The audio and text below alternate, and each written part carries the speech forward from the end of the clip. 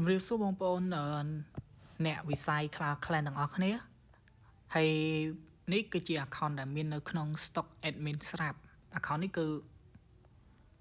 របងវាគឺ AM អានេះមិនថនហត់7បាត់ហើយហើយនៅសល់ថនហត់15ខ្លះនិង16ខ្លះតែ15ដូចជានៅតិចតួច16គឺចង់ទាំងអស់ហើយអ្នកដែលគាត់យកទៅ account នេះទៅលេងគឺ AM មែនតើ account នេះមើលបានចំណែក skin king មាន2គ្រាប់ហើយ skin queen គឺមាន1 skin Aroy មាន1 Warden អត់មានទេហើយ Royal Champion គឺមាន1ហើយ account នេះ level របស់វាគឺ មែនតើ level 209គឺញាក់សាច់អ្នកដែលយកស្រឡាញ់ level ធំគឺត្រូវហើយតបវាគឺមិនច្រើនដែរហើយនេះ Dragon ហ្នឹងក៏ចិត្តមិនដែរនៅខ្វះតែមួយ level គឺពងអាប់មិនដែរឥឡូវហើយនេះគឺជា level boss ស្ដាច់ Queen 97ខ្វះតែ3ទៀតក៏មិនដែរ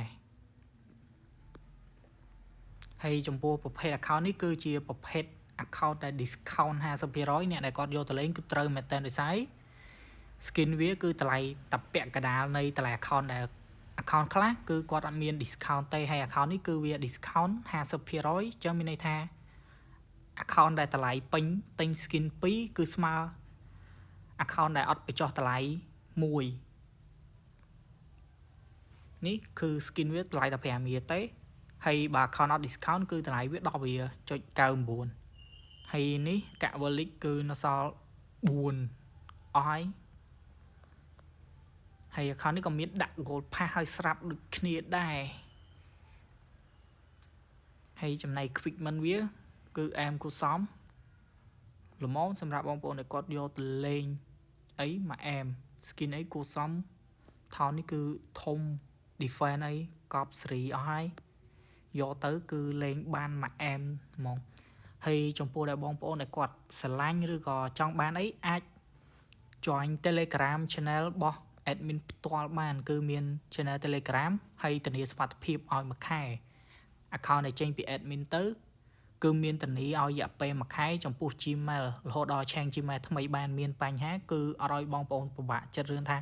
អូមានបញ្ហាទៅអីទេគឺ admin នឹងសងលុយវិញភ្លាមដោយមិនឲ្យពិបាកចិត្តនោះទេបងប្អូនមើលបាន account នេះគឺអែមមែនតើហើយនេះគឺផ្ទះយប់កប់សេរីមិនថន10 defense អីគឺ10អស់ហើយអានេះកំពុងតែអាប់ឡើង9អានេះ10អីគឺជាតិខ្លាំងមែនតើហ្មងហើយនេះគឺតបវគ្គយប់ជាតិចិត្តមិនអស់ហើយមើលបានបងប្អូន account នេះស្អាតមែនតើហើយចំពោះ account នេះគឺមានតែមួយគ្រាប់នឹងទេនៅក្នុង stock